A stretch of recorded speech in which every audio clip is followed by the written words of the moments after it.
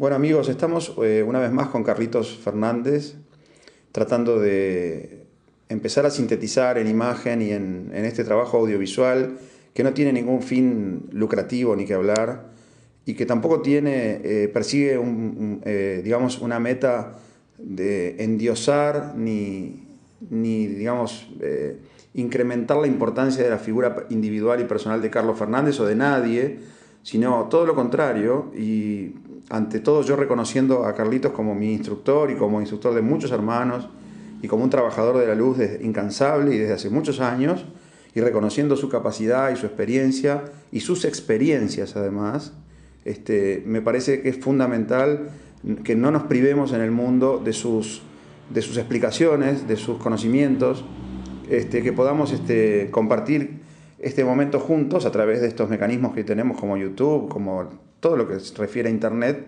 para poder preguntarle y escuchar de primera mano lo que Carlitos tiene desde hace tanto tiempo para decirnos, que nos ha venido diciendo y que a nosotros tal vez nos llevó mucho más tiempo que a él comprender, ¿no? Y todavía tal vez hasta ni hayamos comprendido completamente, porque esto es una evolución constante.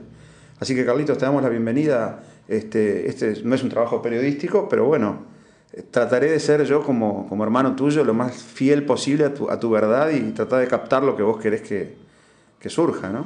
Bueno, una vez más, gracias por la entrevista, y quizás lo más importante es que el hacernos conocer, hacemos conocer una propuesta que nos ha integrado, que nos ha igualado, porque aquello que no iguale a los seres humanos en sus procesiones lo limita. Por lo tanto, coincido plenamente contigo de que no hay que endiosar a nadie. El hombre se ha olvidado de que al perder su relación con su naturaleza, perdió en los ciclos evolutivos, en el espíritu y la conciencia de que la experiencia humana, el perfeccionamiento espiritual, el ciclo definido en la relación karmática como evolución, lo debe conducir a recordar la relación con el Deva, con el custodio superior de las altas esferas. En relación con ello, muchos de los espíritus perdieron esa relación y hoy hacen un culto en la naturaleza humana al hombre, al ego, a la personalidad, persiguiendo ilusoriamente lo que ellos, la gran mayoría, creen que es un maestro, y la verdadera maestría es conducir al individuo al retorno, a la relación con sus entidades superiores, sus devas, sus custodios. Te escuchaba hablar a Carlitos y me pregunto como primera cosa, como de base, digamos, para arrancar tus relatos, ¿no? tus enseñanzas. Si el conocimiento, si digamos, en vez de perseguir la vanidad, uno debe perseguir el conocimiento o la aspiración de determinada verdad o determinada misión. Tú hablaste de recordarla. ¿Es realmente recordarla y ya existe en nosotros? ¿O tenemos que al mismo tiempo ir co-creándola, creándola o de alguna forma sí, creándola? Como se dice, como sabemos que una de las verdades universales es que se crea lo que se cree, tal vez nuestra propia fe, en la medida que vamos transitando el camino, va creando una nueva realidad día tras día, ¿no? Y cada oportunidad definida en ese marco como vida es restaurar un orden. Por eso yo no hablo mucho del contacto extraterrestre, Claro. Porque el contacto está definido como comunicación. Si hay un contacto, tiene que tener un fin y un propósito esencial. Ese contacto propone comunicación. Si hay un contacto y propone comunicación, propone encuentro. Si ese contacto propone comunicación, encuentro, naturalmente está expresando un reencuentro que se recrea en las formas.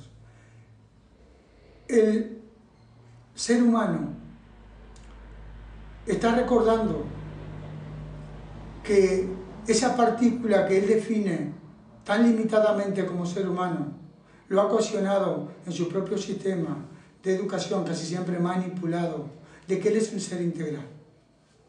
Por eso era lo que comentaba.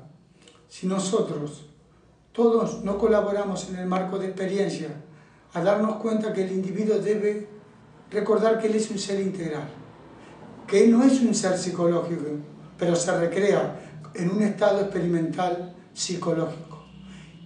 Él no es un ser emotivo, pero se recrea en un marco de agradecimiento eterno y perpetuo que él deberá ser en la oportunidad de la vida, en un medio que es la naturaleza. ¿Qué es la naturaleza? Los diferentes marcos, que la energía sustancial, los filamentos de vida se recrean. Por lo tanto, quizás el recuerdo del ser integral le permita al individuo modelar la experiencia espiritual en un marco definido como personalidad, carácter, ego, cuerpo motivo etérico o físico. Vamos a sintetizar. Se trata de darnos cuenta en qué marco, en qué forma, en qué estructura se recrea el espíritu para liberar y rescatar los hologramas del alma. Carlitos, aprovecho que dijiste sintetizar de nuevo. Yo no quiero interrumpirte porque si hay algo que aprendí valioso con los años es que lo más nutritivo de Carlitos es dejarlo hablar y escucharte. Pero bueno, quisiera darle un orden también a la entrevista, un poco para la gente que de repente no tiene toda la preparación, digamos, como para seguir ese hilo de explicaciones que ya contienen mucho conocimiento, lo que tú estás diciendo de forma hermética, pero contienen mucha verdad. Entonces, para ordenar, para empezar a hacerlo más esquemático, más práctico, ahí está. ¿Te parece que te haga alguna pregunta como para ir arrancando en un orden cronológico, ¿no? Esto empieza con los primeros y sencillos avistamientos de objetos voladores no identificados y que tanto tiempo han llamado tanto la atención de tanta gente. Hoy en día es muy sencillo clasificar los objetos voladores terrestres, los no terrestres, los dimensionales, es decir, hay una serie de presencias que entran dentro de la catalogación OVNI, o sea, objeto que vuela que no se puede identificar o no se podía identificar hasta ahora. De ese momento que empezó con una fenomenología a este conocimiento de hoy tiene que haber pasado, más allá de que pasaron casi 40 años, ¿verdad? Han pasado también muchísimas cosas a nivel de los humanos en cuanto a su evolución. ¿Cómo podrías tú sintetizar un poco, si imaginaras una línea de tiempo, que yo te propongo arrancar, por ejemplo, en los años 70 y pico, cuando los primeros contactos en Chilca, cuando se inició el grupo Rama, o si tú querés arrancarlo antes, porque... Billy Meyer, como Adamski, claro. Como Siracusa. Bueno, es que si vamos atrás siempre hay avistamientos. Colón en su bitácora tenía avistamientos. Claro. Los Pinzón, los hermanos Pinzón. Los egipcios tenían avistamientos. Están registrados los sumerios, digamos, tienen... Tenían un contacto directo con las altas esferas. Claro, siempre existe un aparato volador que en la época moderna se le llama no identificado porque no lo podemos catalogar dentro de nuestros catálogos de aparatos voladores civilizados, digamos. Y en las épocas antiguas se les llamaba mágicos o divinos, o deidades. Los carros de fuego de Elías, de Ezequiel, todo ese tipo de cosas, ¿no? Que en definitiva yo creo que aluden al mismo fenómeno o a la misma serie de fenómenos visibles por el ser humano.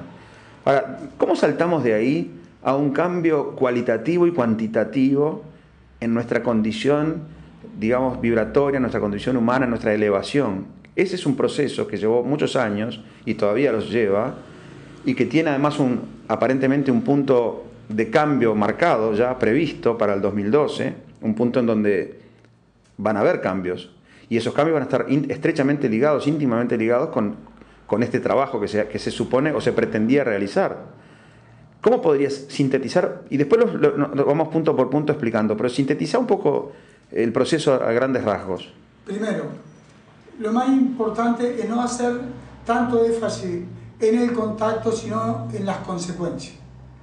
¿Por qué? ¿Para qué existiría una relación de contacto que las personas creen que es meramente con extraterrestres? Es tan limitado como decir que en la naturaleza solo existe el hombre y diferenciar los infinitos reinos que componen al ser supuestamente inteligente, que es el que menos inteligente ha accionado en relación con la naturaleza. Entonces, establecer que el contacto es meramente extraterrestre es limitarlo de una manera que sorprende. Es como limitar la creación. cuando la creación tiene tantos estados, frecuencias, estados vibratorios, planos, subplanos, de acuerdo al marco en que se está recreando. Todo es vida, todo es creación, porque todo tiene la sustancia primordial.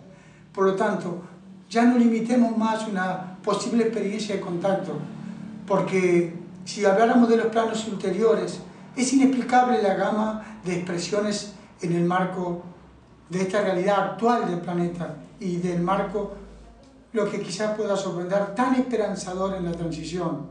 ¿Por qué esperanzador? Porque estamos definiendo que un posible contacto con realidades tan infinitas, tan complejas de la vida universal, que nos están permitiendo recuperar la memoria del espíritu, del alma, del ser creativo, del ser astral, del ser emotivo, del ser etérico, del ser mineral y vegetal que vive en nosotros. Por lo tanto, ¿cómo podríamos sintetizar la experiencia del contacto?